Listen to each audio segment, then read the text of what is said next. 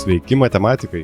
Šiandien pasinersime į intriguojantį funkcijų pasaulį, sužinosime, kas jos yra, kaip jas atpažinti ir kaip šiek tiek pažaisti su jų grafikais.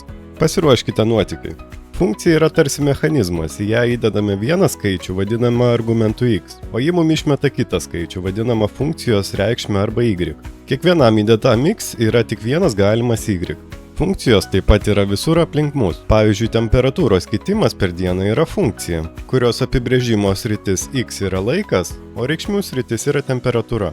Arba telefono sąskaita priklauso nuo to, kiek minučių prakalbame arba kiek interneto išnaudojame. Šiuo atveju minutės ir internetas būtų apibrėžimo sritis x, o sąskaita yra reikšmių sritis y. Funkcijos turi įvairių savybių, kurios mums padeda jas geriau suprasti. Pavyzdžiui, lyginės funkcijos yra tarsi veidrodžiai. Jų grafikai yra simetriški y ašies atžvilgiu. Nelyginių funkcijų grafikai yra simetriški koordinačių pradžios taško atžvilgiu. O periodinės funkcijos kartojasi tam tikrais intervalais, tarsi muzikos ritmas. Grafikų transformacijos tai tarsi funkcijos kaukė. Galime jas paslinkti, ištempti, suspausti, apversti. Štai yra keletas pagrindinių transformacijos taisyklių. Kiekvienas pakeitimas formulėje turi savo efektą grafikui. Tai tarsi slapta kalba, kurią išmokę galėsite laisvai skaityti ir piešti funkcijas.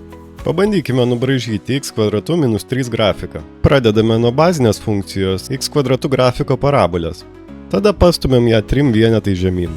Dabar pamėginkime transformuoti funkciją x moduliu, kad jos grafikas pasislinktų 2 vienetais į dešinę ir 1 vienetu į viršų. Nauja funkcija būtų x minus 2 moduliu plus 1. Šiandien išmokome, kas yra funkcijos, kokios jų savybės ir kaip galime keisti jų grafikus. Tai tik pradžia, bet jau turite tvirtą pagrindą tolimesniai matematikos kelionei. Nepamirškite įtvirtinti įgytas žinias, spręsdami praktinius uždavinius, kuriuos galite rasti www.edusia.lt svetainėje. O kitoje pamokoje susipažinsime su laipsnių ir šaknų funkcijų pasauliu. Išmoksime jas atpažinti, brėžti jų grafikus ir pamatysime, kaip jos pritaikomas realiame gyvenime. Iki greito!